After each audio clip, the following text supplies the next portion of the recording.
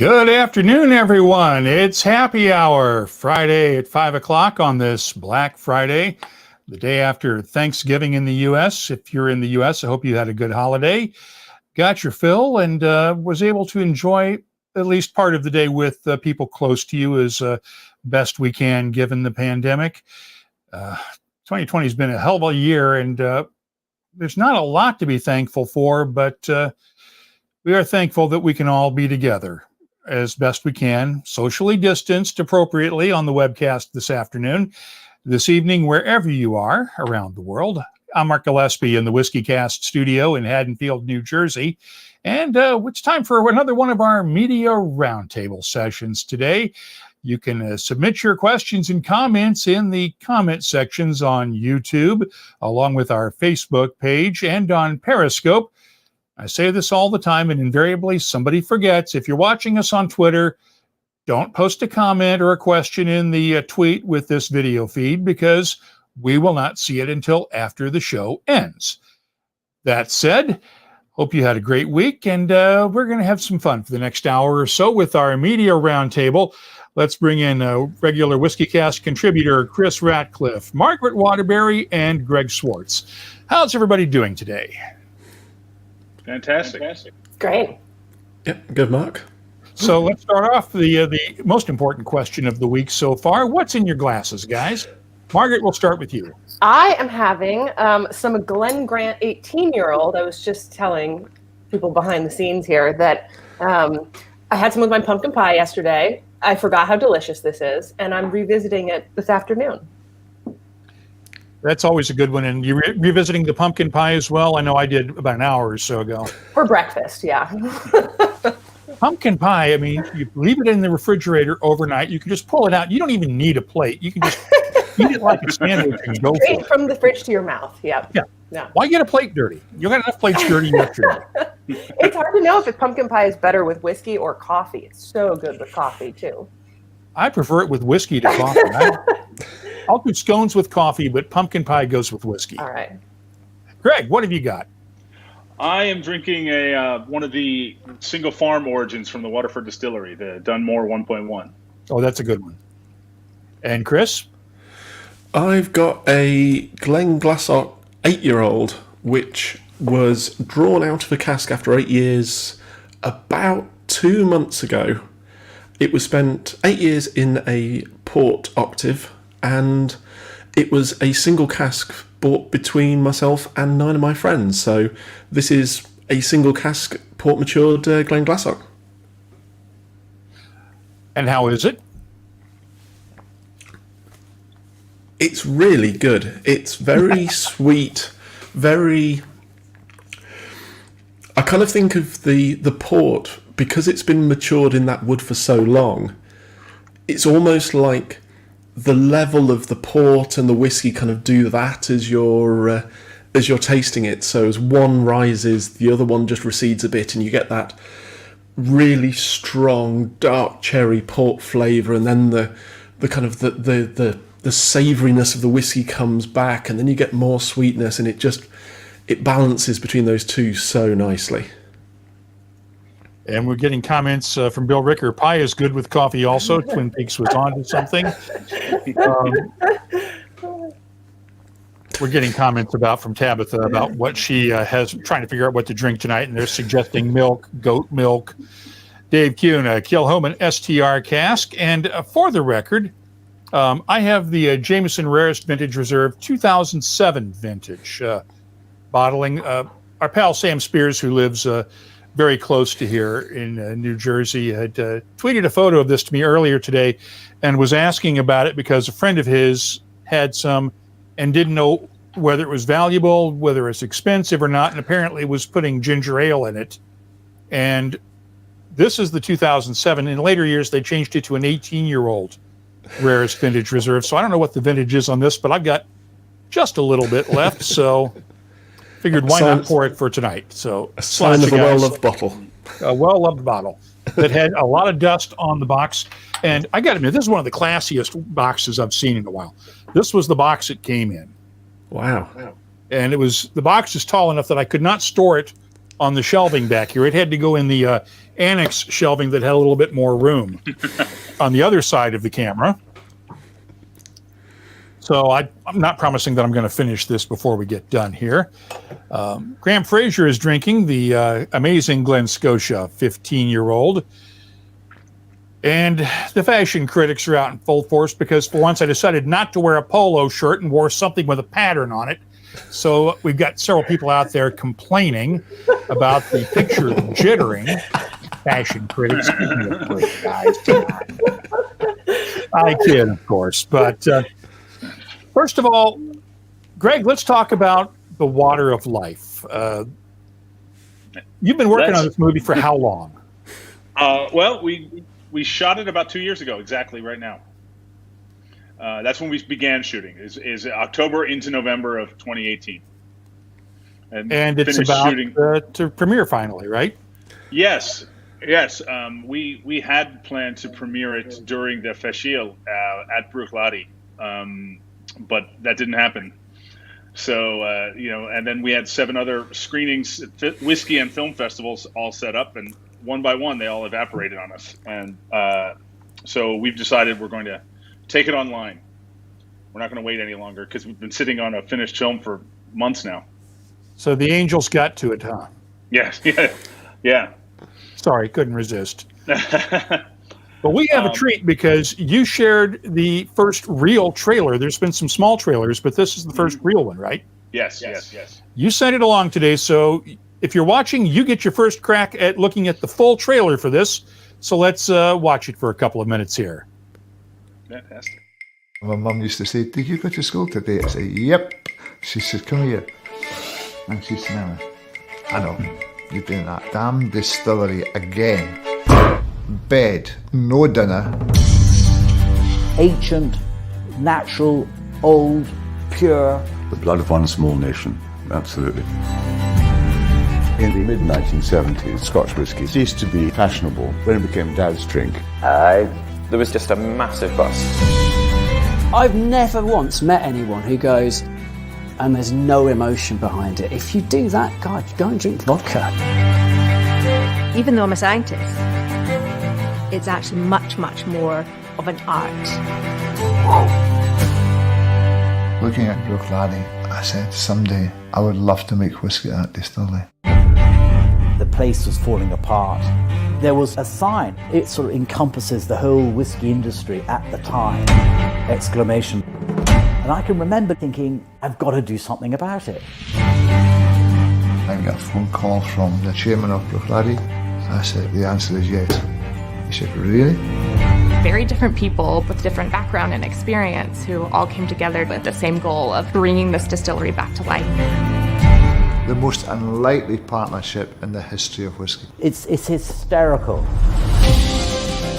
Jim revelled in the freedom that he was given, sometimes a little too much. I could make virtually what I wanted.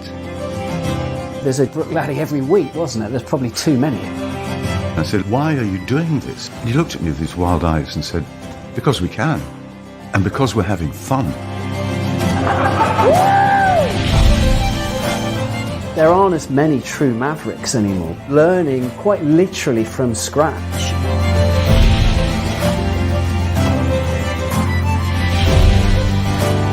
Mark and I had many battles. We detonated. Yeah, emotionally, it cost me a lot. But we did it. We touched the void.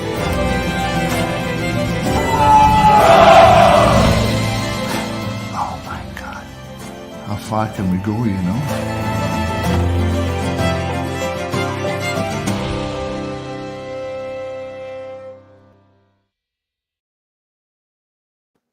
And that's the trailer for The Water of Life, Greg Swartz's new film. Well done, Greg. Thank you very much. I hate to point this out, and I'm not the only one. Dave Kuhn pointed this out in the comments, but has anybody noticed that Jim McEwen hasn't aged in years? Rainier got old. Rainier got old when he went to Waterford. Well, people say that Jim has a deal with the devil. Right? That's not the first time they've accused him of that. That's why it never rains on Bruichladdich during its open day every year. Good point. What did you learn from making this film? Wow. Well, I was lucky enough that when we first started setting this up, I got invited to go to the Glasgow distillery and work for a week. So I was an exchange student in Glasgow when I was in college. So I knew Glasgow and I knew a fair amount about whiskey, but I never was on the industrial side of it, in the making of it, And that was an incredible experience. I got to do a different job each day of the week that I was there. And that really it made me really nervous, to be honest with you. Every little lever I was told to turn, I would quadruple check because I didn't want to be the guy that ruined, 4,000 liter mash. So, I learned everything I'd learned. I realized how much more I needed to know or how much more I didn't know.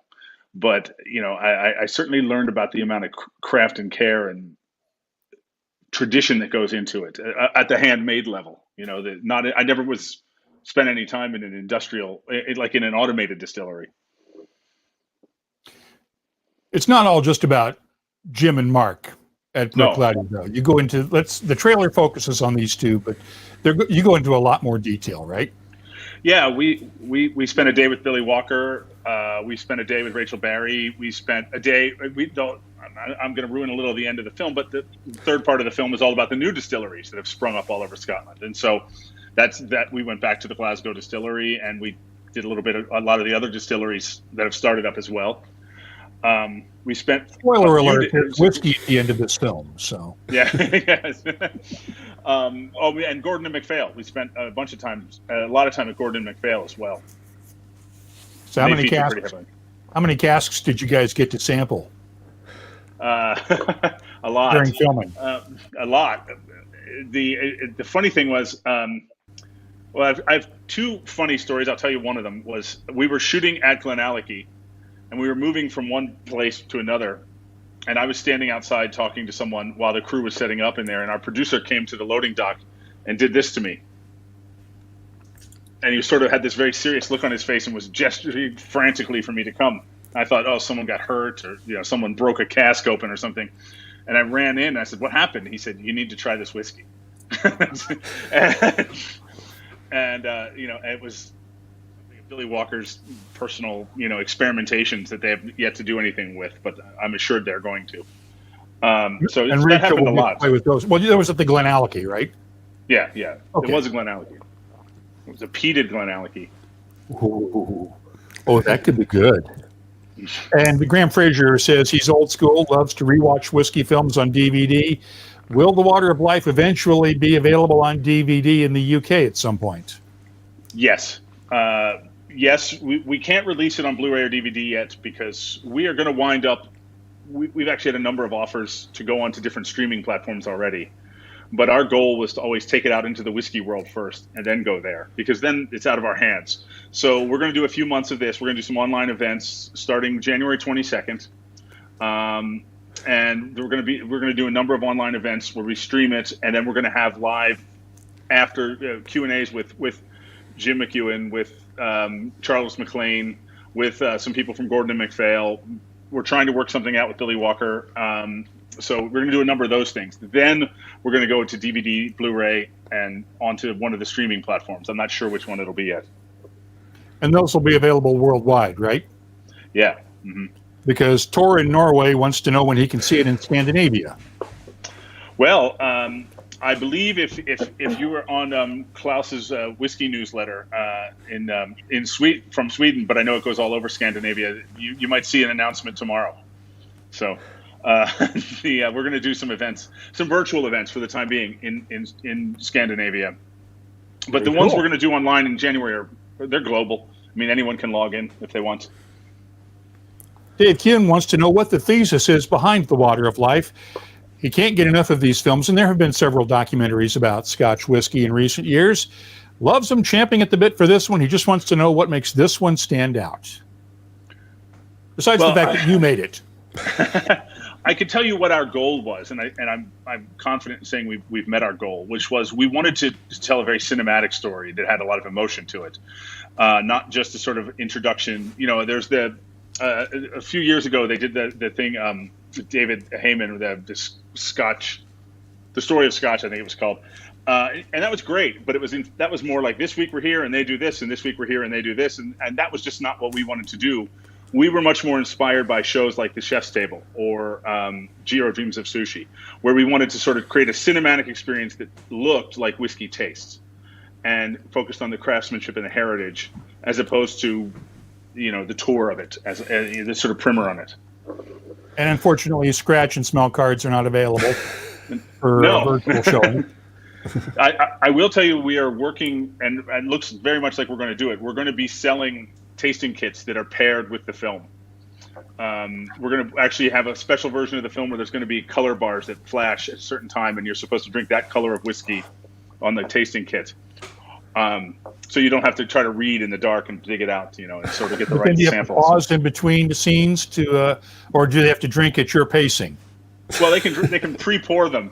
We did do an advanced screening in Glasgow where we pre-poured drams for everybody in the theater. Oh, and it worked great, except there were a few broken glasses. I will say that. Speaking of Glasgow, Bert Doyle in Halifax wants to know if you got to visit the Bon Accord and our good buddy Paul McDonough while you were in Glasgow.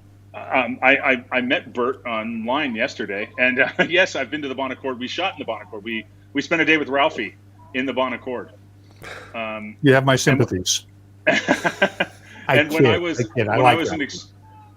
Ralphie's great. He hung around with us after we were done shooting and ate lunch with us there, which was awesome. On your dime, right? Pardon? On your dime, yes. right? Yeah. But it's the least we could do. What do you expect? And you had craft services. I went to the Bon Accord when I was an exchange student there, 25 years ago, and I didn't know what I was doing. A mutual friend took us there. Margaret, I want to talk about your new book. I've had the chance to read this over the last few days. Scotch, A Complete Introduction to Scotland's Whiskies. Outstanding. The foreword's by Lou Bryson. And if you can get Lou to write a forward for you, it means you've done something well, because he doesn't do this very often. But you nailed it with this book. This is a book that somebody could give for a holiday gift to a whiskey novice and have them coming out knowing enough to get by and to pass at a whiskey festival for somebody who knows what they're talking about. Yeah, I'm glad to hear you say that, because that was sort of my goal, was to write a book that required no prior knowledge, but also kind of gave you the whole story, that didn't really dumb it down or didn't have kind of a surface treatment. So I'm glad to hear that worked for you. What inspired you to write the book? You started writing for the Whiskey Wash a few years ago, but what inspired you to write the book?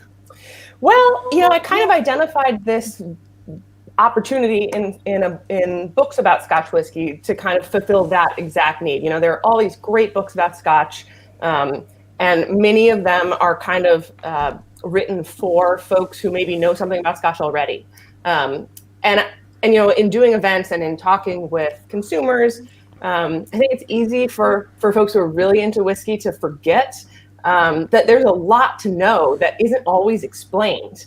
Like I was doing an event with a wine group recently, and somebody asked, what's actually a great question, how does the smoke get in the whiskey? Is it from the barrel? How does that happen? And it's a fair question, and so I think the opportunity to kind of really give a thorough introduction to whiskey that leads to a more advanced level of knowledge was out there. So Graham Fraser says he's missing both the Bon Accord and the pot still in Glasgow during our current lockdown.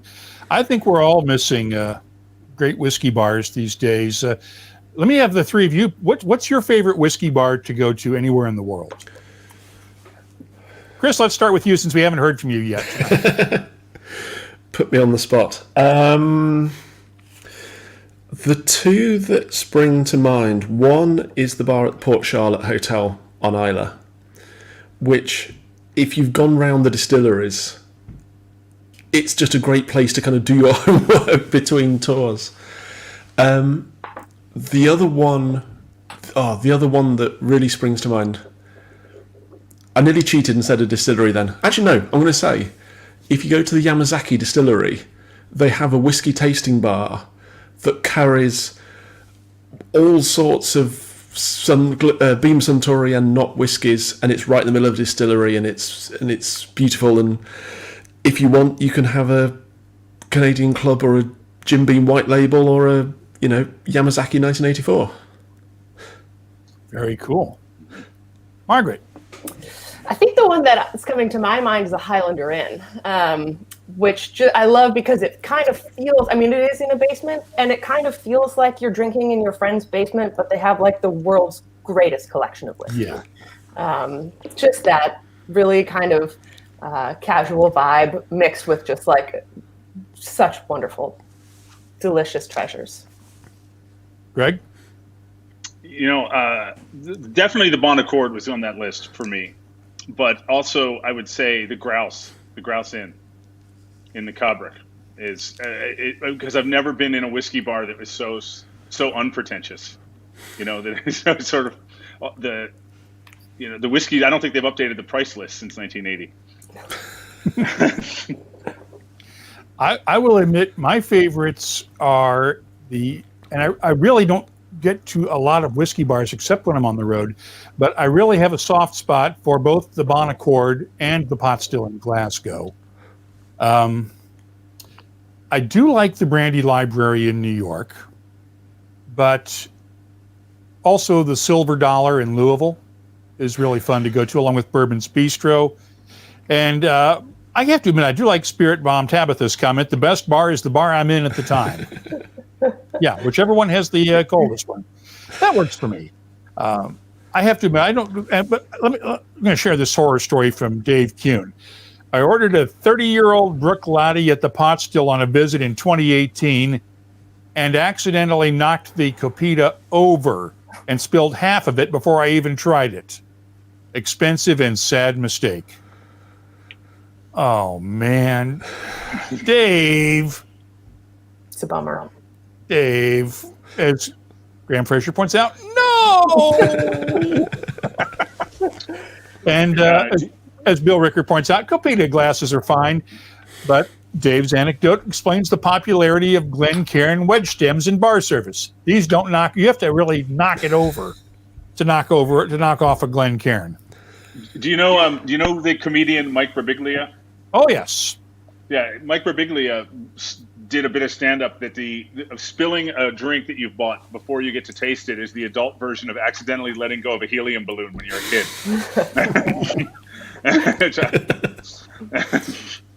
Yeah. I have to admit, I've never thought of it that way. Neither have I. And as Dave Kuhn points out, we can't win all the time. Also, I wanted to share this comment from Tyrone Cote. Good afternoon, all from Nova Scotia. Love the Bon Accord. Paul is an honorary member of our club. He's in the same club with Bert Doyle, the Association of Halifax Regional Scotch Enthusiasts. The acronym, yes, ARSE. And on that note, Margaret, I want you to tell the story about that you mentioned in the beginning introduction of the book about you and your husband over in Scotland on your last on a research trip and vacation. Yep. And winding up in a whiskey bar on your last day. Yep. Yeah. So we were, I live in Portland, Oregon. And so getting from the West Coast to Scotland is kind of a lift. It's usually 2 or maybe 3 flights. So we had booked a flight to leave Edinburgh really early in the morning at like 6 a.m. So we were staying in like a airport hotel nearby. And we were like, well, we've got, this big pocket full of change. We're going to spend our pounds while we can. We're going to walk to whatever bar we can find on our GPS. So we just are out wandering around. We're looking for a place to drink. We go down the hill. We end up in Queensferry, and we walk into this bar called, let's see. I should look at my book to remember. I think it's called the Fairy Tap.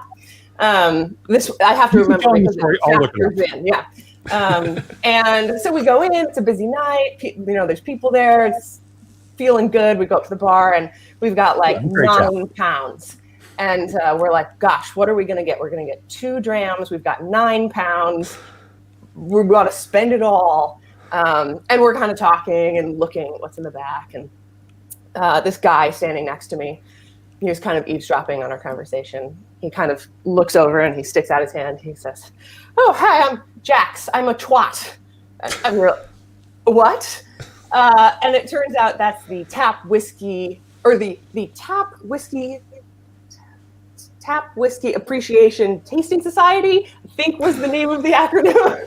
But it was the whiskey club that meets there at the bar. And so we kind of told him, we were like, what our story was. And he negotiated with the bartender to get us exactly what he thought we should be, the 2 grams we should be having with our last 9 pounds that day. Which were?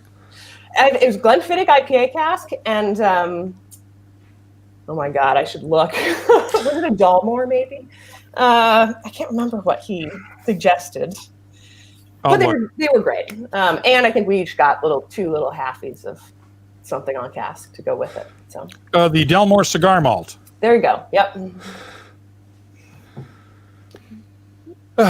Good. One of us has a copy of the book handy. I have one, but I'm kidding. Not Chris Ratcliff down in Australia. Good to see you guys tonight.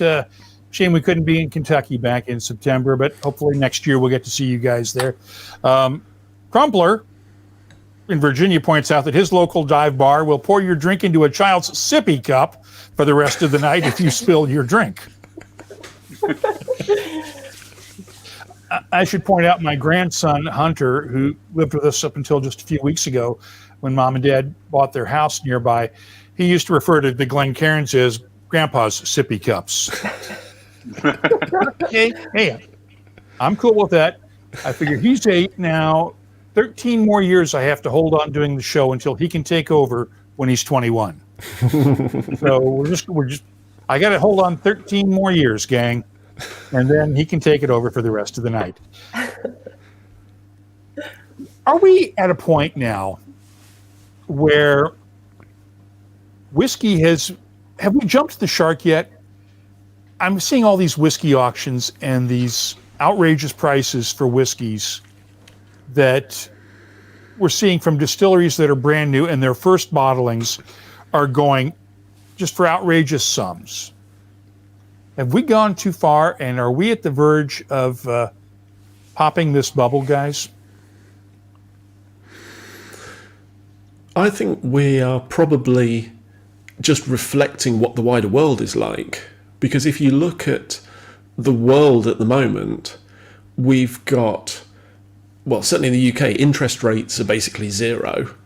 So people are buying all sorts of things as potential investments or extravagances or whatever it might be, and you can spend, £3 million on a car, and there's 50 people waiting to take your place if you do. There's, $1 million Richard Mille watches or whatever it might be, and there is just a class of people who will queue up for a limited Kurosawa bottling or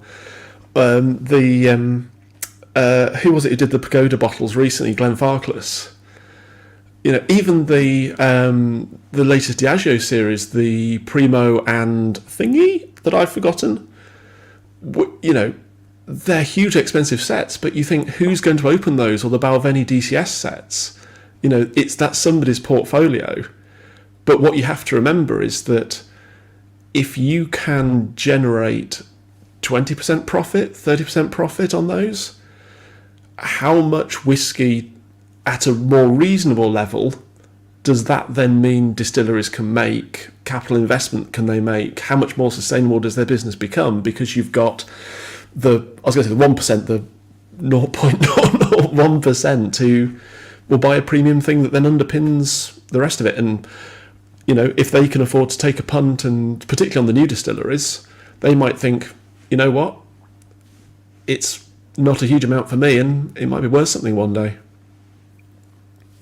And you take your chances with that. Exactly. Margaret, what do you think?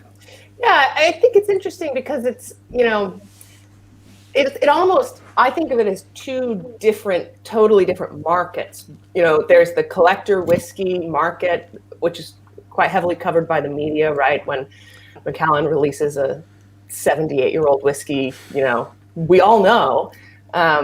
But at the same time, Macallan is selling almost 1 million cases a year, and that's not all, the old stuff, right? And nobody writes a story when somebody says, well, we sold 60 bottles of, Glen Grant 12 year. So it almost, to me, feels like two entirely different universes that almost don't touch at all. Comment here from Tor Christensen, who has a distillery in Norway. I think it's the Niflheim Bifrost distillery, and Tor's going to correct me if I'm wrong, I'm sure. They launched their first 20 bottles of whiskey on auction, and they made more on those 20 than the first 1,000 they sold in Norway. Yeah. Because, those bottle people are buying them to become collectors, and hopefully those first few bottles will be collectible. Graham Fraser wants to know how much the influence of whiskey influencers, using that term in quotes, online, has on the growth and interest in spirits. Greg, your take on this? Well, one of the things that I'm curious to see what happens in the next, well, I don't know, it might be years till we really know, is I just was reading this yesterday. I wish I could say this was an insight of my own, but that there's been a huge drop-off in the production throughout much of this year because distilleries were closed or mostly closed or production fell off. So that how is that going to impact the market? Obviously, it's going to spike the price of whiskey that was made this year in 10 or 15 years, but what's it going to do in the short term? I don't know. I wish I knew. But, and as far as the role of the websites play in that, I think that impacts it much more. A few months ago, I wrote something on Friends of Bruichladdich that I missed this one Valenche that I had, that it was this whiskey that I repeatedly dreamt about at night. It was the only time that's ever happened to me. I on 2 different occasions, I had dreams about this whiskey. Which one? Hold on. I'll show it to you. It's right here. Oh, you got one. Well, I did. That's where I was going with this.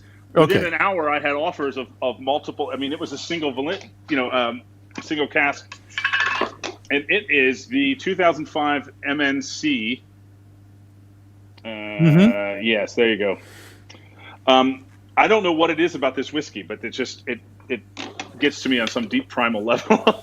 But anyway, because of the role of the internet in that, I had multiple online friends writing to me saying, I bought 3 of those and I still have, if you want one, I'll sell it to you at face value.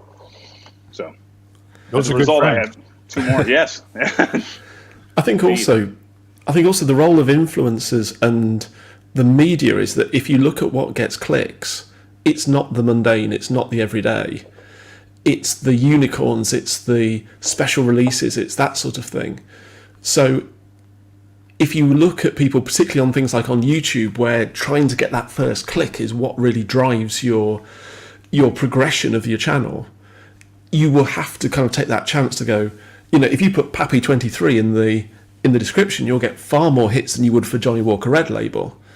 So it becomes this thing where it becomes more and more aimed at the enthusiast, and enthusiasts are driven more and more towards this exclusivity because they think that's what whiskey is. They think it's the top tier bottles. But where you've got people coming in to whiskey and they go online, they don't see the stuff that they buy normally. I mean, there are some very notable exceptions, and Ralphie definitely being one of them for his breadth, and you as well, Mark. But it can become a very elitist thing, be it on a forum, be it on a group, be it whatever. Unless you've got that thing, everyone else is a bit, can seem a bit sort of, it doesn't get the traction, it doesn't get the interest. So you have to be very careful because it becomes incredibly polarizing. And if we look away from the whiskey sort of people like us, the whiskey's, experts or connoisseurs or keen people, what goes on in the whiskey online world is completely separate from what goes on at the grocery store or somebody picking up their first copy of Margarett's book, for example, and wanting to take those first steps with a 8, 10, 12-year-old and finding their way. So it's a very, very polarizing thing. And yeah, is it good for the whiskey industry? Yeah, I mean, that was something that I kind of thought about when I was writing this book a lot, is that there's like 220 some sets of tasting notes in there. And pretty much every one of them, with just a couple of exceptions, are whiskeys that most people in the United States can actually just go out and buy.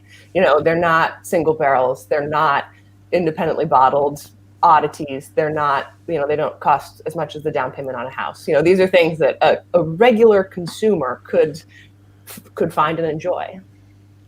That somebody's not going to mark up the price outrageously on, right? Yeah. And this is the great question from Bert Doyle that timed right into this. What's the future look like? Because distilleries had suspended production for various periods this year. Lack of supply, and obviously we're looking 10, 12, 14 years from now, but what do you think the impact is going to be 10, 12, 14 years from now on this year's production? I think if we could tell you, Mark, we'd be a lot richer than we are. Well, here's what I think is going to happen and this is an example of what Bruichladdich, to go back to Greg's film, what Bruichladdich did several years ago was that instead of just going out and creating all new packaging, they just put 14-year-old whiskey in their Bruichladdich 12-year-old. Because it was perfectly legal, they had a bunch of 14-year-old, they didn't have any 12-year-old. So they just said, okay, well, we got a little bit of 12, but we got a lot of 14. So that Bruichladdich 12 is mostly 14-year-old. And they'll do what they have to do to keep the equity up in that brand of 12-year-old Scotch or 10-year-old or whatever the favorite age statement is by that period. And they'll work around it. Do you think it'll be like wine where the 2020 vintage will be thought of by some people as this limited supply, rare expression that rather than just being something that is a gap to be overcome becomes an opportunity for somebody to go, hey, remember that year where we only did this many bottles? I mean, and I think also, if we're talking 10 to 14 years in the future, right, those are a lot of years to kind of smooth any bumps, right? Yeah. So unlike wine, which often is released with the vintage on the label, that's pretty rare for whiskey, right? So I think the bigger problem will be the smaller distilleries who are releasing 3 or 4 year whiskies. I think some of those, between the lack of production, the fact they're not laying down stocks, the lack of tourism income in some cases, I think that will become far more of a problem than, say, Johnny Walker supplies or something like that, where there's, let's say, there's enough stock in the channel that you can either, backfill it, forward fill it, or work around it some other way. This may be our first reference to whiskey and comic books ever together on the webcast, but Tabitha points out it's like the comic book market before that crashed, with all those special limited edition holographic foil covers, and you could say the baseball card market and things like that. The tulip market in Holland that started the whole market craze and the whole idea of bubbles years ago. And well, bear in mind, Mark, as well, that where we've got people at the moment who are buying whiskey because they're not buying shares, or they're not buying houses, or they're not, putting money in the bank, there will come a point with those where gold or sugar or something becomes more desirable. So at that point, they will want to liquidate those assets. And if you've got a Blackbone Moor that will get you X amount at auction every day of the week, then they're probably sitting pretty. But if they've got a complete set of, Acme cask expressions, there will come a point where those suddenly start going onto the market. And if they're not performing as well as they hoped, what then follows is more people start liquidating because they don't want to be caught out. And all it takes is one cat with a tail to knock the bottle off the shelf, and you're completely screwed. Yes. I've maintained for years the best investment you can make with whiskey is to share it with good friends, make memories, and those will last longer and not be devalued in a market crash. You'll always have the memories. And that's always been my best argument for not investing in whiskey, because frankly, if you were going to invest in it, don't invest money you can't afford to lose. It's like sports betting. Yeah. You better make sure the mortgage is taken care of before you buy that rare whiskey. And we had a question. Go ahead, Greg. I was going to say I just did something a few weeks ago that is kind of an intersection of those two things. Where as I said at the beginning of this, I spent a week working at the Glasgow distillery, and on the last day of my week there, I filled 12 casks that were all from the mash that I had made on the first day and kind of gone through. Last week, I bought one of those casks. So it has a very personal connection. It's a good investment, and they just won the Distillery of the Year, so that's good. But I actually, I have photos of me filling those casks. I have photos of me every step of the way, it's very precious to me. Chris, let's talk about your story that's coming up this week on WhiskyCast, because you're talking about cask purchases. Exactly. So that sort of brings this right up to it. Tell us about what you found in your researching this story. So what you've just said, Craig, is, I think, extremely pertinent, because what I've found from talking to people is whether you buy a cask of mature whiskey, whether you go to the Jack Daniel's distillery and taste your cask and have that experience and then get a number of bottles delivered to your house, or whether you take a chance on new make, in every single case, everybody that I spoke to said having a cask they can call their own gives them a sense of connection. Even if it's something that is not particularly rare or whatever, it's still their cask, it's their ownership. And they have a connection not only with that cask, with that liquid, but then with that distillery, with that style of whiskey that becomes incredibly powerful both from in terms of brand loyalty, but people who buy a cask will then tend to then go back and buy a second cask, buy a third cask even. And the Jack Daniel's, if you buy a cask of their mature number 7, you get a spot on their whiskey wall. And apparently there's quite a few cases of people on there, and you can kind of go through and you can see them again and again and again buying more casks of whiskey. But it's a very interesting market. There's kind of two sides to it. So the side that I really looked at, and people were hearing the piece on Sunday, is people like us who go and buy a cask, or we go in with some friends or a whiskey club to buy a cask. Talking to Toby Cutler from Atom Brands, and I know Sam Simmons has mentioned it on the Webcast before, there is a very shadowy secondary market for casks, where some people are buying it because they want to buy it and drink it. Some people are buying it because it's a commodity. And the fact that there's this growing number of people means that it's slowly driving the price of those casks up.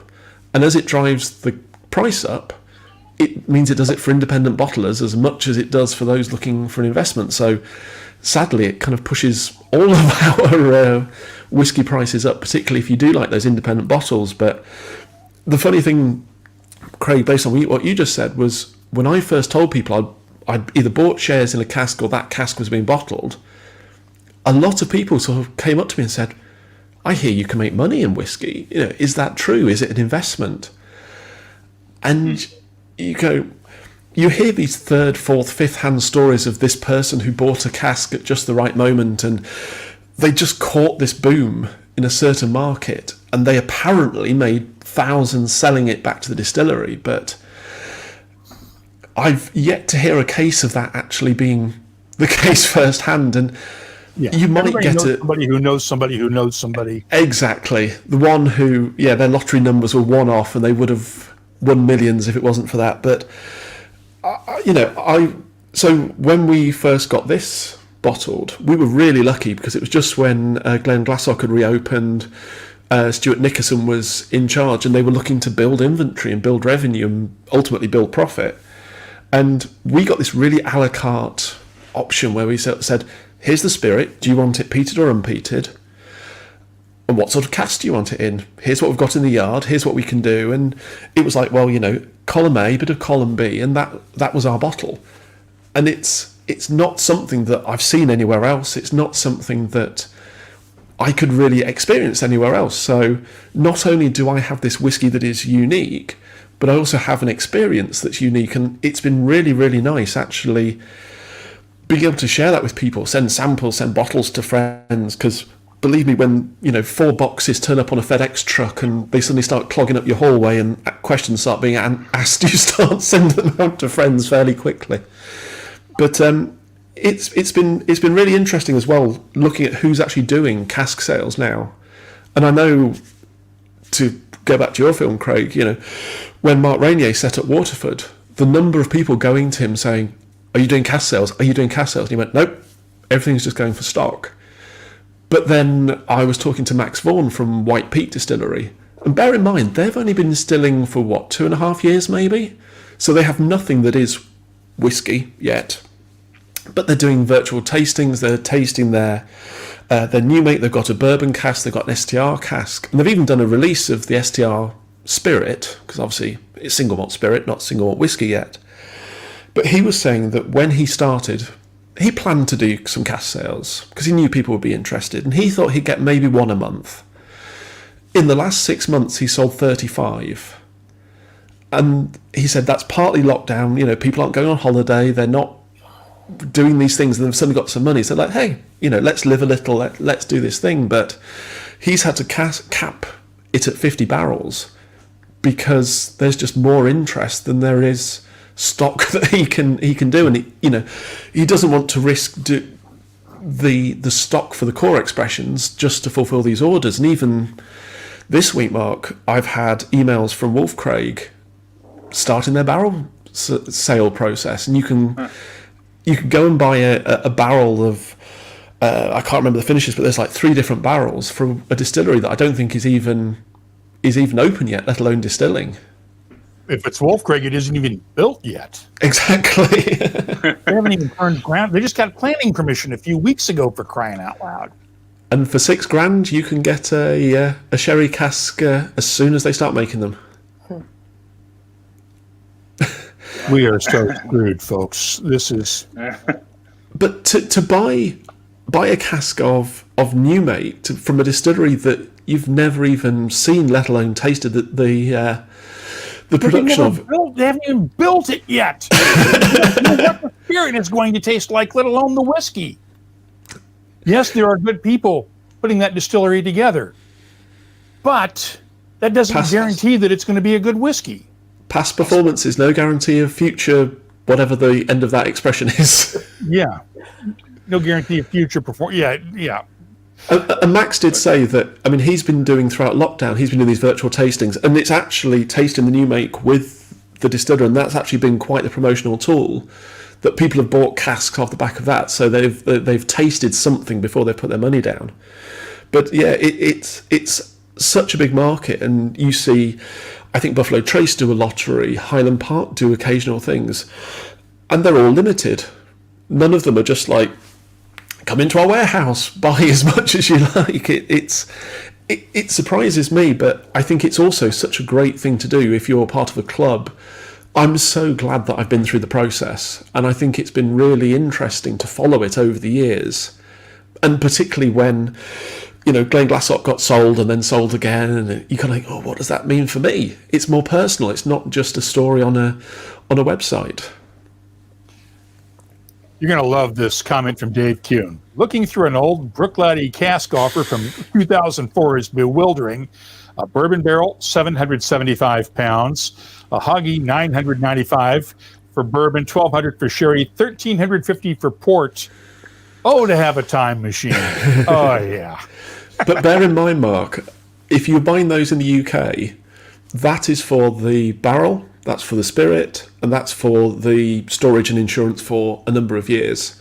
Yeah. So if you have a hogshead, for example, you're probably looking another £4,000 in tax and bottling once that's matured. But I remember looking at that same brochure whenever it was many, many years ago, and yeah, I kicked myself pretty much as soon as they closed that program. Pete Head, buying casks equals an investment equals taking risks. Yep, perfectly good. Graham Fraser, Wolf Craig, soon to be his local distillery, probably relying on the Richard Patterson effect. Richard is signed on as their master blender. Of course, if you're buying a single cask, there's not going to be any blending by Richard in that single cask that you're getting, guys. Good point. Hate to point that out to you.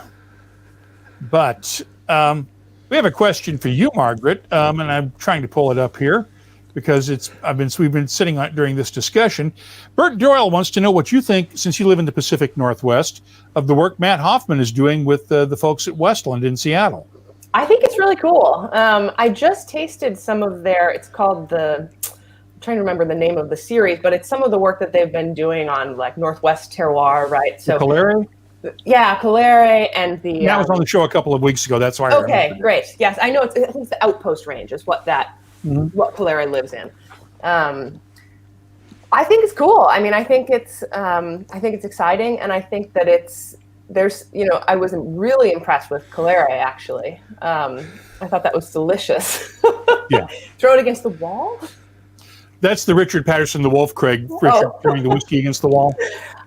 I was thinking of connecting that to Westland somehow, and I was like, I'm not getting it. I think that they're doing some interesting stuff. I think Oregon oak, or Gariana, that they call it, is an intense oak for whiskey, and it doesn't. I don't always love it, but I think it can be yummy in small doses. But I think the work that they're doing around barley in particular is really interesting and worth watching.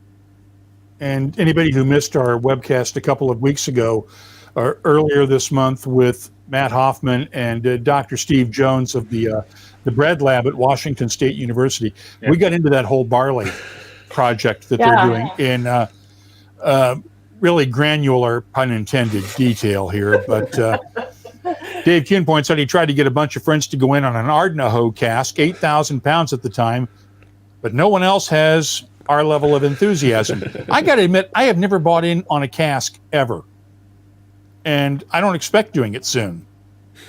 So just because I just can't see the logic in it.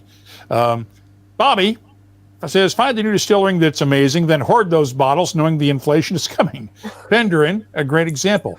Well, Bobby, that's great, but you were about probably 10 years behind on Penderin, because the early bottles of Penderin were really good, and those are the ones that are really the rare ones now. Let me see here. We've got some other good questions. Go ahead, Greg. Can I tell you something quickly about Gariana? Yeah, sure. So we were shooting at Glenallachie. We spent a day with Billy Walker at Glenallachie, and he was talking to us about his endless fascination with wood. And this isn't on camera, this is just us chatting while they were setting up, and I said, have you ever played with Gariana oak? And he said he didn't know what that was. And I told him about Westland and what they were doing. And then like 2 hours later, I noticed that he left a tablet sitting on a cask, and he had written on it Gariana oak and square. So I was like, okay, I've now infected the bloodstream. Yeah, now it's it's coming. Yeah. When I was there, I remember seeing rye. I mean, so many interesting things in those warehouses, but rye casks from Koval. They released that now, right? Yep. I can't. I think the rarest Glenallachie bottling of all will be an ex-bourbon cask, because Billy never does anything to bourbon cask. Yeah. Craig, just to go back to your film for a minute, given the fact that there are so many distilleries and so many personalities and so much history in Scotland around whiskey, how do you find a narrative for a film about such a broad topic? Do you go and meet people and then sort of plan the second round of where you go? Do you find it in the edit? We very much found it in the edit. Well, we did an advanced trip too, and we originally talked about doing sort of even 8 different stories that we thought were emblematic, and we were really looking for, like I said earlier, an emotional angle, a dramatic angle, and it quickly became apparent that we really could get that in spades at Bruichladdich. Just every aspect of it.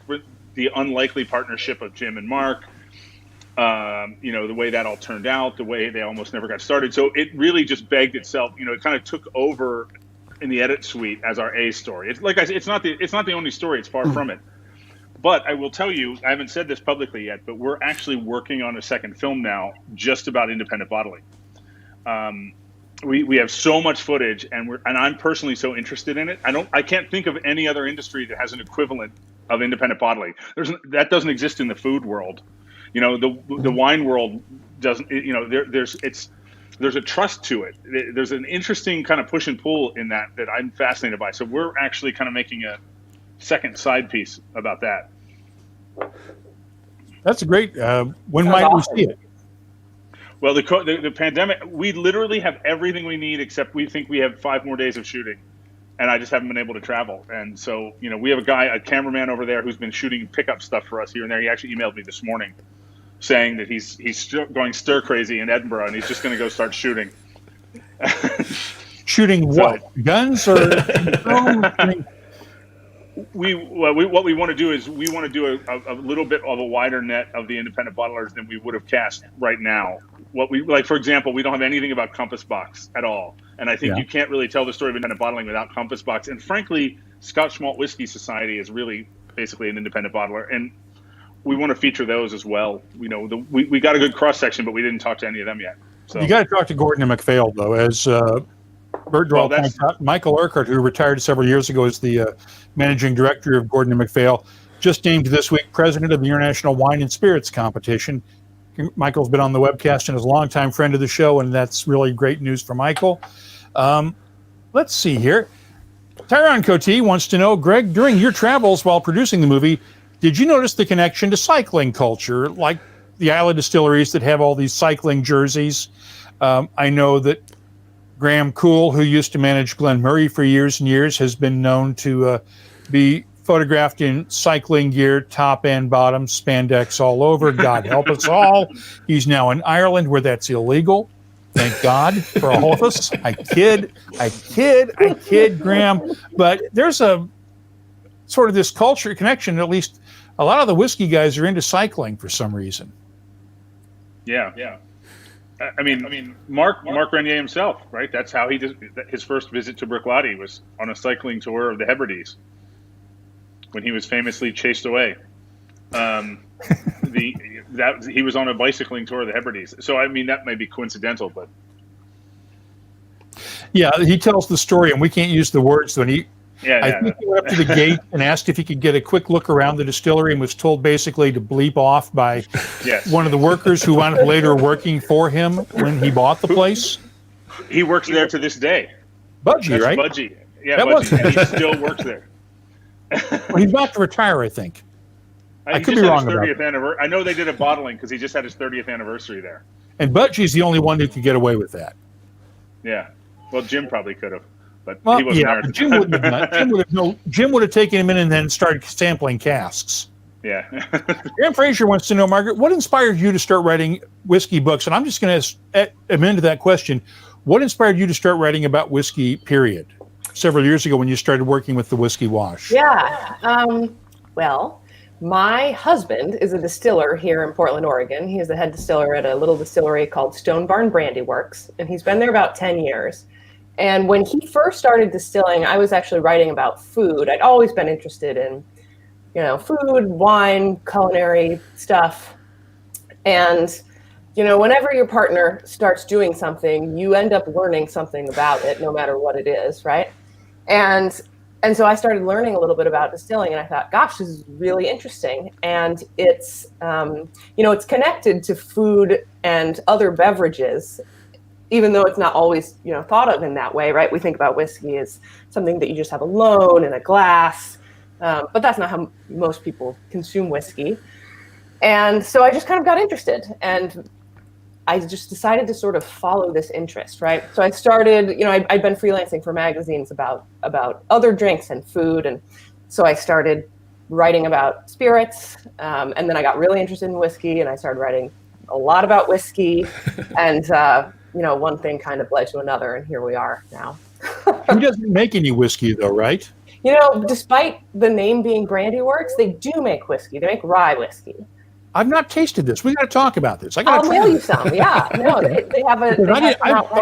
Brandy. I was going to just express my sympathies that you haven't gotten him into whiskey yet. Oh no, they make quite delicious whiskey. I'll send some your way. So tell us about it. For those who are in the Northwest, let's give him a plug here. Stone Barn is Portland's maybe smallest distillery. It is a grain to glass distillery that has been around since 2009, I think. And they mostly make rye whiskey. They make kind of a lot of different oddball whiskeys, but their kind of core line is rye whiskey. The current release, I think, is about 5.5 years old.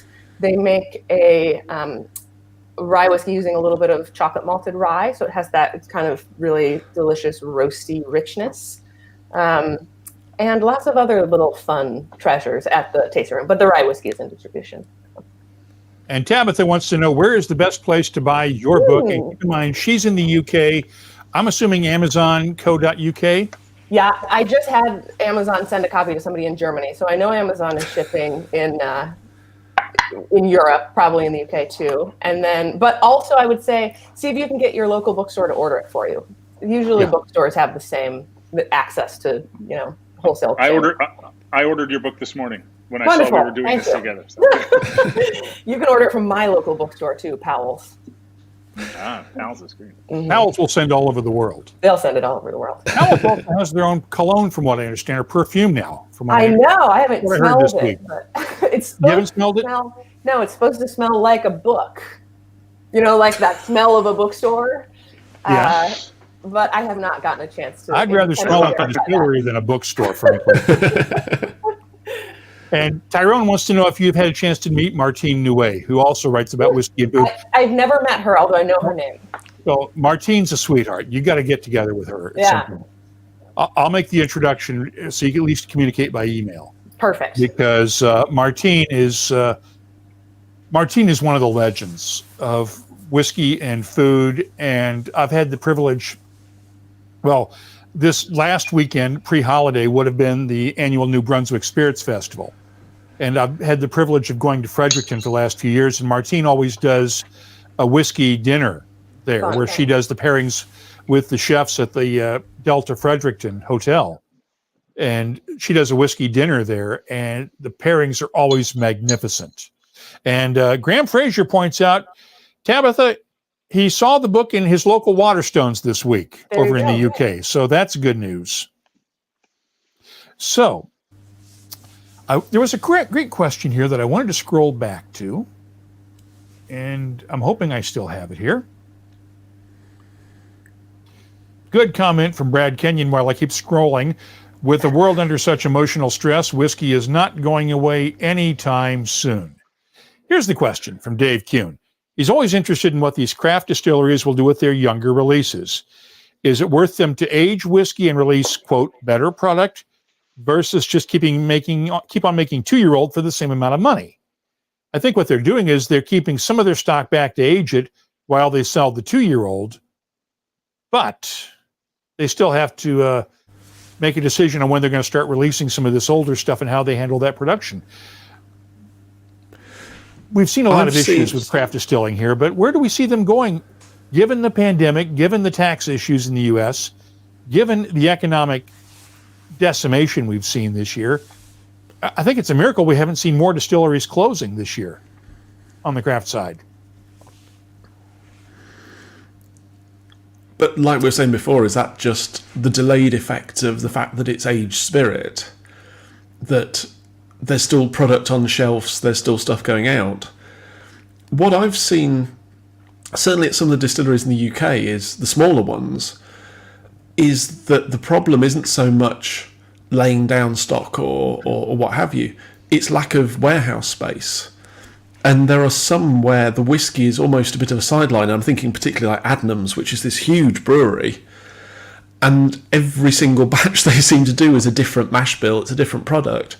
But they were releasing whiskey very, very young, simply because they didn't have the storage to age it for 10 years from the get-go.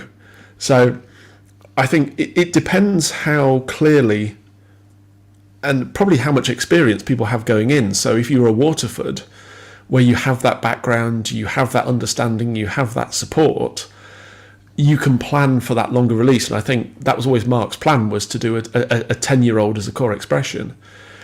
I think when you're younger and you're more inexperienced as a business, as a distillery, you probably turn over the product faster simply because you're kind of finding your flavour profile, you're finding what you want to do, and you're putting the capital into building up the site, building up the production volumes and so on. Yeah, I mean, the problem is that we see too many of these distilleries that are like you mentioned, Adnams is creating like so many different mash bills instead of just focusing on making one good whiskey, laying down a bunch of it and making it right and getting it right. And that's what drives me nuts is these distilleries that crank out 14 different expressions before they're 5 years old. And you don't know what the house style is. You don't know what the future is going to taste like. You don't know what they're specializing in because they can't make up their own minds. How are we supposed to make up our minds as consumers? And it also means that you don't build up that brand loyalty, because if you were dripping out spirit, if you pardon the expression, so you started with a 5-year, then you did an 8-year, then you did a 10-year, then you did people can sort of progress with the distillery. Whereas if you're constantly chopping and changing and you're treating it as a bit of I think what Apple would call a hobby rather than a kind of core business, so maybe they're not just that interested. But I think if you're really small and you're trying to build that up, you've got to think how you engage a customer. And again, we come back to cask sales. How do you engage a customer now, 5 years from now, a decade from now, and turn them into a lifelong customer? In reference to Bobby's podcast, Bobby's Cask Chasers asks, how big of a hit did MGP take? I can tell you. Go check a stock ticker and look up MGP Industries, and you can see how big a hit they took from craft distilling. Tabitha has a great question. We often ask what the guest's favorite whiskey is, but what's your favorite whiskey cocktail? Haven't addressed that one. Greg, let's start with you. Do you have a favorite whiskey cocktail? I almost exclusively drink single malts, or whatever I drink it neat. Every now and then in the summertime, I'll drink old fashions, but it's pretty rare. Sorry, Margaret? I don't have a. That's okay. Margaret, go ahead. I'm not much of a home bartender, but because of the pandemic, I've kind of had to become one, right? So I like old fashions. I like a Boulevardier, and I like a Manhattan. But again, these are simple. These are not very complicated cocktails. Chris? I was trying to think. Whenever I've tried cocktails making at home beyond those that Margaret just said, or I buy them in a bar, by the time I get through them, I can never remember what it was that I ordered and what I drank. I think what I've gone blank. It's kind of like a Moscow Mule, but with whiskey. So it's like whiskey, ginger beer, lime. I can't remember what the whiskey name for it is, but that could be a really nice sort of refreshing if you've got something like Glenmorangie or something that will really sort of take that cocktail well. But I do like an old fashioned. I had one at the Bourbon Bar at the Intercontinental in Buckhead in Atlanta, it was an old fashioned but made with black walnut bitters, which is a taste I cannot describe for love nor money. But rather than being citrus, it was kind of a sweet, warm, almost kind of molasses, but not as sweet sort of flavour. That was really good. A Kentucky Mule, yes. There you go. I can do a demonstration for you. My favorite whiskey cocktail: take a dram, take an eyedropper, and 1, 2, 3, 4, 5, precisely 5 drops of water, and voila, the perfect whiskey cocktail. Sláinte.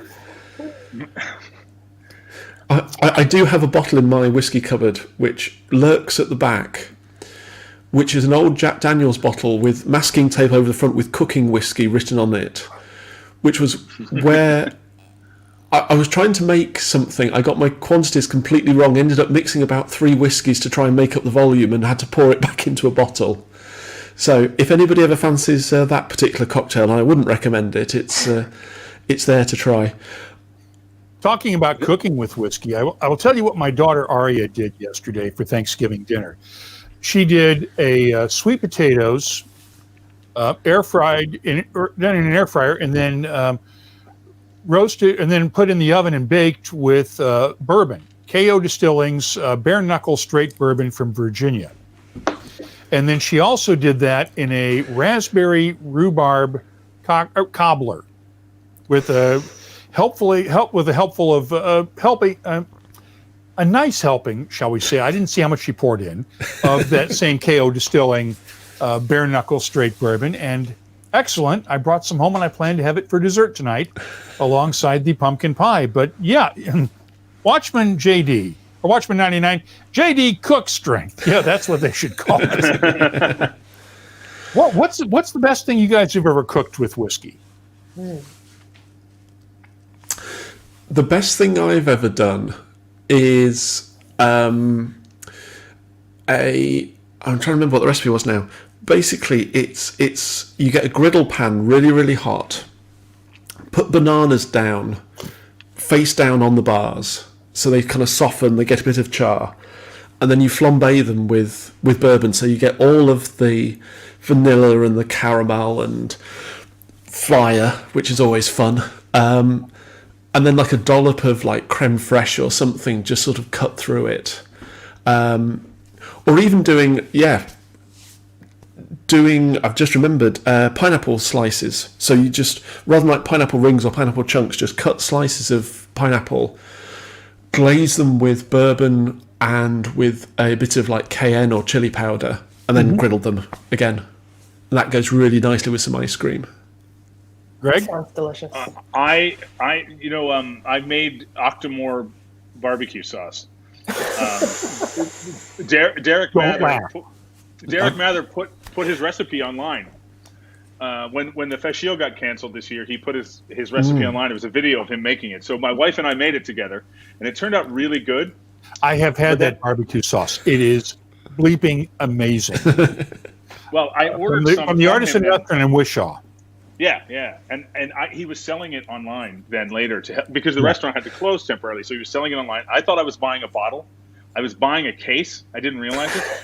So now I have mine. I'll take it off your hands. I have my bottle, and I have 12 other bottles of his. His is way better than mine, by the way. Way better. He sent me two tubs of it a couple of years ago, little small tubs like yay big, and I took it to a friend's 4th of July Independence Day barbecue, and it was the hit of the party. And I'm going, I told him, you need to bottle that stuff. That is just wicked good. Octomore, and as Tabitha points out, Octomore barbecue sauce heaven. Okay, Margaret, go ahead. I was just trying to think. I think my favorite is whiskey with chocolate, especially like in a ganache frosting, or like making chocolate truffles with a little bit of whiskey in them. I think to me that's the highest, best application of whiskey in the kitchen. But I also just, last night when I made whipped cream to go on this pumpkin pie, I always put a little bit of whiskey in whipped cream. It's just, I feel like it doesn't taste right without it, honestly. And Dave Kuhn says his wife put half a cup of Heaven Hill bottled and bond in the cranberry sauce yesterday. Absolutely delicious. We've done a few things around here with it. For several years, we used to brine the Thanksgiving turkey in a bottle of whiskey. We've used the old rye one that Beam Suntory had out for a while. Did it one year in a bottle of Johnny Walker Red, and brined the turkey, and it soaked up all the aromas. Did not explode and burn the house down with the gas oven, fortunately. But the boss has a recipe that we've posted on the website for Lafroig pulled pork. Ooh. Where you do the pork tenderloin, let it sit in the slow cooker all day long, pull it apart, and then with a cup of Lafroig in the barbecue sauce. It's absolutely wicked good. And then there's also a recipe for bourbon balls on there that almost got us banned from PTA meetings for a couple of years after we sent some in for Christmas to the school, and forgot to tell the teachers, oh yeah, these aren't baked, so they're full strength bourbon.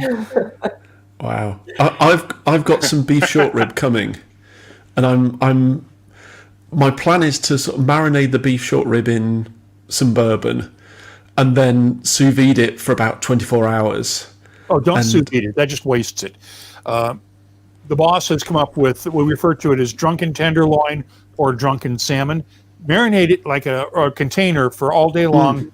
with a cup of whiskey, put it in the container, and let it sit in the refrigerator, and then put it on the grill. Okay. With like an alder plank or something just to sort of deflect the flame. Slow cook it over the grill.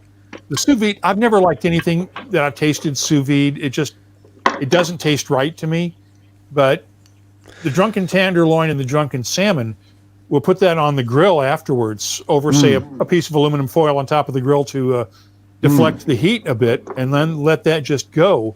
And it picks up all of the flavors of the whiskey. You can use either bourbon or Scotch with it, or even that JD Cask-Strength that you have, Chris, and go with it that way. I think we've got a new YouTube series going on here. Yeah, well, my daughter wants us to start adding a baking with whiskey section to the show.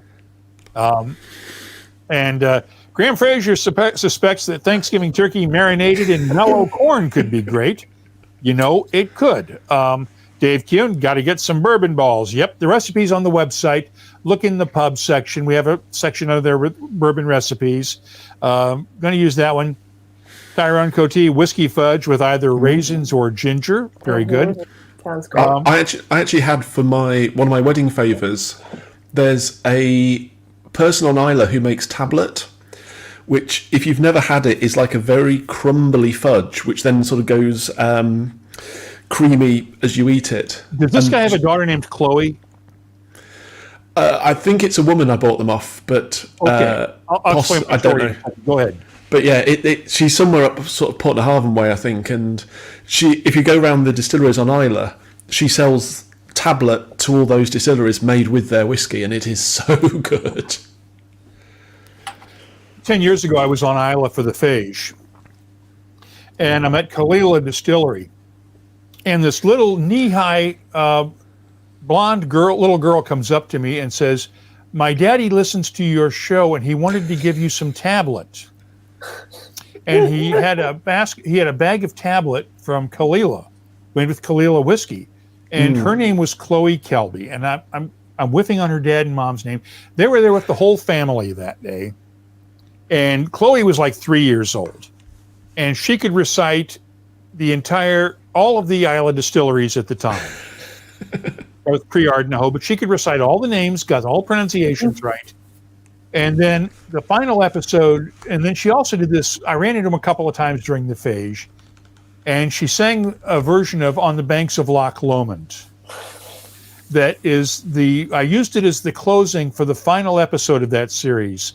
If you go to the WhiskyCast website and look at the Phage Eel series in the pub section, go to the end of the last episode from Port Ellen Maltings, and this little 3-year-old girl, and she's a teenager now, and obviously would not have anything to do with anything, because none of this would be cool, but being a teenager.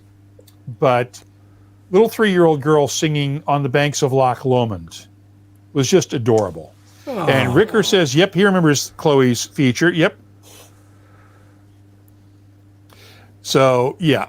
But take a listen to that. But, yeah, that's why I was wondering about the tablet, because they came up to me because they would make tablet from all the Islay whiskeys, that from their family recipe. It's probably the same people, yes. Wow. One of the producers on our film is from, well, she's from Dunoon, but she lives in Renfrew now, and she makes tablet. And when we were there shooting, she was making us tablets with different whiskeys in it. And then she made ice cream out of the tablet. She crumbled the tablet up and made it in ice cream. Ooh. It was getting very Roman at that point. It was just decadent. It was whiskey and tablet in ice cream. As Graham points out, tablet, yes, dissolves your teeth. Yes, it is extremely sugary, but it is just so good. Okay, Dave Kuhn asked for the recommendation here. For Margaret, what are your favorite whiskey books, or just books in general? Margaret, one whiskey. I'm going to ask each of you for your favorite whiskey book other than your own. I would say, I know this maybe, I know he wrote my foreword, so I'm kind of biased, but Lou Bryson's Tasting Whiskey, I think, is a great one. Yeah. Chris? I'm blanking on the name of the book, but it was the one that Dave Broom did very recently about Japanese whiskey, which is large and beautiful book, and yeah. Greg? I thought I had it next to me here. I have a stack of Charles MacLean's books next to me here, but it's one of his lesser known books called Scotland's Secret History, about the history of smuggling of whiskey and illicit whiskey. And I just finished it, and at least at the moment, it's my favorite, just because it's fresh in my mind. And that's where I learned. I was talking about the Grouse Inn earlier. In that book is where I learned that the building that is now the Grouse Inn used to be the estate of like the Gordons of Huntley family 300 years ago. Like there's a huge history of whiskey in that building. And I think Crump has this right. The Way of Whiskey, I think, is the book you're thinking of, Chris. Yes, Japanese whiskey book by Dave Broom. Yeah. And I will tell you that my current favorite, other than Margaret's, which Margaret's is the favorite whiskey book, but the other book I've read, we had Wright Thompson on the show a couple of weeks ago at the end of October, who wrote the book Pappy Land about Julian Van Winkle and the Van Winkle family. That's not as much a whiskey book as it is a book about life in general. There's a lot of whiskey content in there, and enough to it really tells a lot of stuff about the Van Winkle family that you won't otherwise get.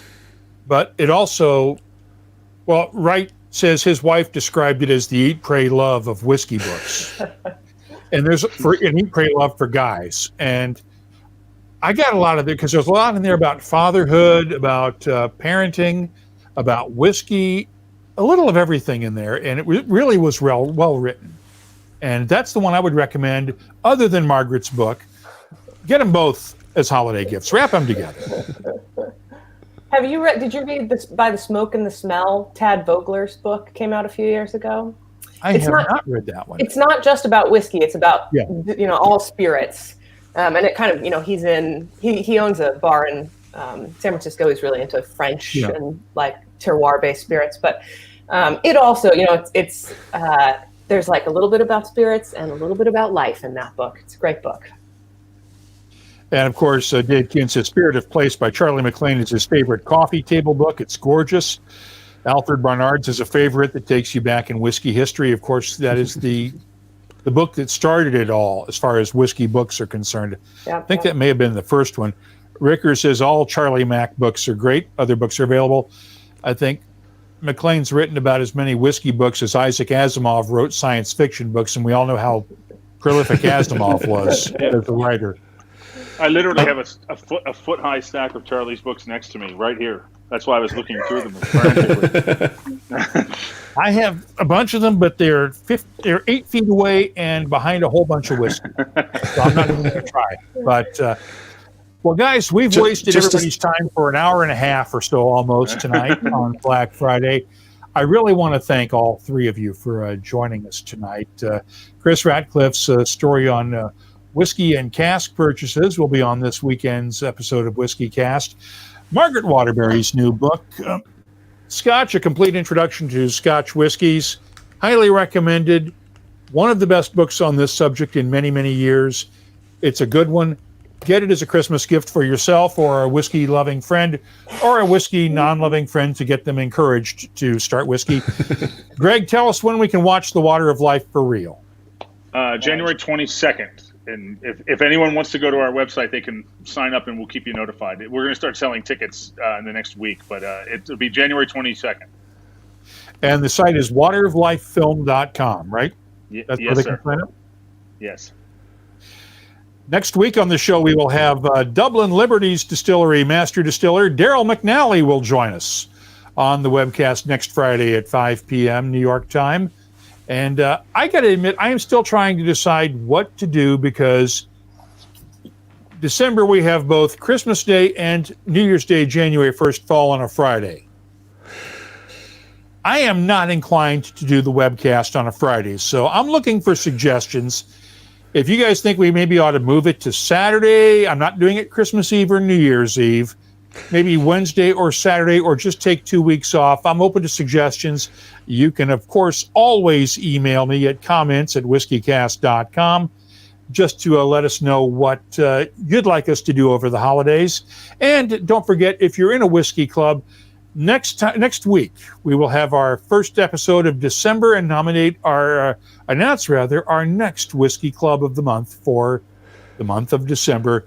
use the contact form at the website, and you might just be in December's Whiskey Club of the Month. I just shipped out this week the 2 dozen WhiskyCast Glencairn glasses to the Nakata Whiskey Club of Bangkok in Thailand. A bunch of diplomatic corps workers and expats in Bangkok who get together a couple of times a week to taste whiskeys. And hopefully those glasses will get there in time for their holiday celebrations. So thank you all for joining us. Thanks to our guests tonight, Chris Ratcliff, Margarett Waterbury, Greg Swartz, and take care of yourselves. Sláinte mhath, wear your masks, and we'll see you next week. Good night, all.